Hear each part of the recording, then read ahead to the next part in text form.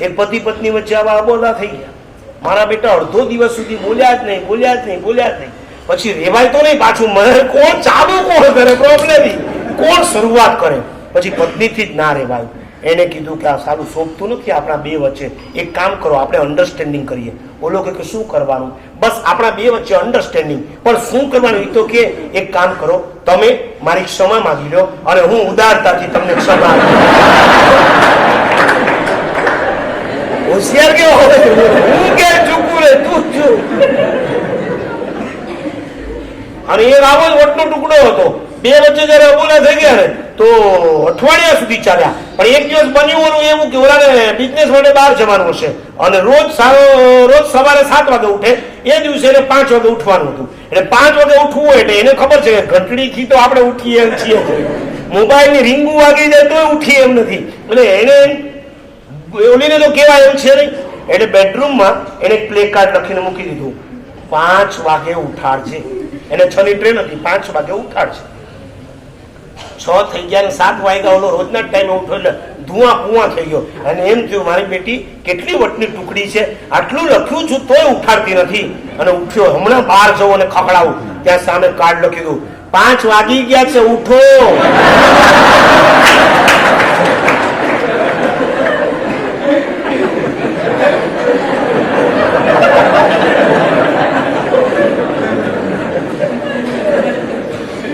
નહીં, આમ સંસાર નહીં ચાલે. બે પૈડા સરખા જ જોઈશે. બે પૈડે જ સંસાર ચાલે એમ કે છે. એક છોકરો પરણવા તૈયાર જ ન થાય જરાય. મા બાપ એને સમજાવે તોય ન તૈયાર થયો. એટલે એના સગા વાલા બધા આવ્યા, એમાં એના દૂરના કાકા આવ્યા. ભાઈ બે પૈડે માંડ પછી તૈયાર થયો. ખૂબ સમજાવ્યા પછી અને એ જેવો વરરાજા બનીને ચોરીમાં બેઠો ત્યાં ઓલી કન્યાને લઈ આવ્યા. હવે કન્યા એટલી ભારી 80 કિલોની, 4 જણા ઉંચકીને લઈ આવ્યા. અને એ જેવી જોઈ એટલે ઓલો તો ચોરીમાંથી ઉભો થઈને ભાગ્યો. જેવો ભાગ્યો એને પકડીને બધા લઈ આવ્યા. બેસ તારા લગ્ન કરવાના છે. કાકા આવ્યા, મામા આવ્યા, બધા આવ્યા. એને સમજાવે છે ભાઈ બે પૈડે સંસાર ચાલે. ત્યારે છોકરાએ કીધું કાકા બે પૈડે ચાલે બરાબર, પણ એક સાયકલ નું અને બીજું ટ્રેક્ટર નું હોય તો કેમ ચાલે?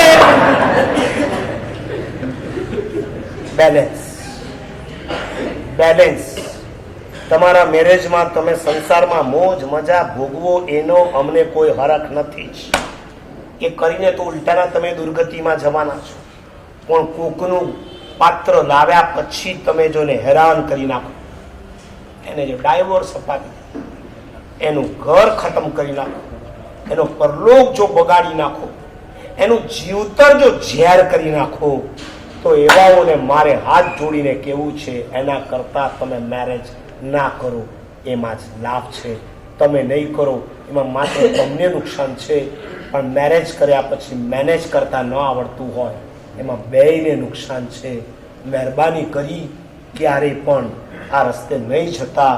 તમારા નસીબમાં જે લખાયેલું પાત્ર છે એને સ્વીકારી લો, એને નભાવી લો. આ કાંઈ બજારનો માલ નથી કે ગમ્યો તો રાખી લેવાનો, ના ગમ્યો તો પાછો આપી દેવાનો. આખી જિંદગીનો એક પ્રશ્ન હોય છે. મને ખૂબ વિચાર કરી અને વિચાર કર્યા પછી ક્યારે વિચાર નહીં કરતા. એકવાર વિચાર કરીને સંસાર માંડી દીધા પછી ક્યારેય વિચાર નહીં કરતા. ક્યારેક સંસાર છે બધું થવાનું છે, પણ અંદરનું અન્ડરસ્ટેન્ડિંગથી પતાવી દેવાનું. એક પતિ પત્ની રોજ ઝઘડે, બે એકબીજાના વાંક કાઢ્યા જ કરે. અને એક દિવસ કોકે એમને સલાહ આપી, કોઈ સાયકોલોજીસ્ટની પાસે ચાલ્યા જાઓ. સાયકોલોજીસ્ટની પાસે ગયા, અલગ અલગ રીતે ગયા. ઓલાએ સરસ એમનું કાઉન્સેલિંગ કર્યું અને એટલું જ કીધું હવેથી ફરિયાદ નહીં કરવાની, ઉલટું કરો, ધન્યવાદ આપવાના ચાલુ કરો. એટલે પત્ની કે એટલે તમારે તમારા મિસ્ટરને એમ કહેવાનું, આ તમે છો તો મને સાચવો છો, તમે ના હોત ને તો મારી શું સ્થિતિ થાત? તમે કમાવ છો, તમારા લીધે દીકરા ભણે છે, તમારા લીધે હું રસોઈ કરી શકું છું. રિવર્સ ગિયરમાં ગાડી.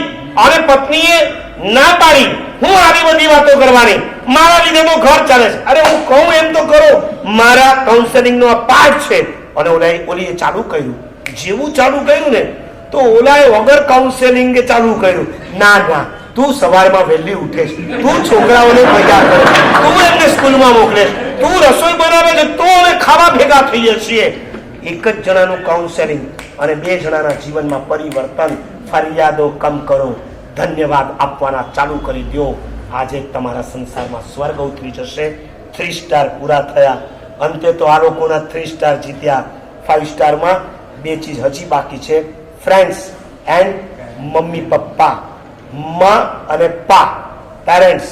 સમય ઓછો છે અને ટૂંકાવવામાં મજા નથી, છતાં 1માં 5 કમ થઈ ગઈ છે. વિતરાગ પરમાત્માની આજ્ઞાવૃત કંઈ પણ બોલાઈ ગયું હોય, મિચ્છામિ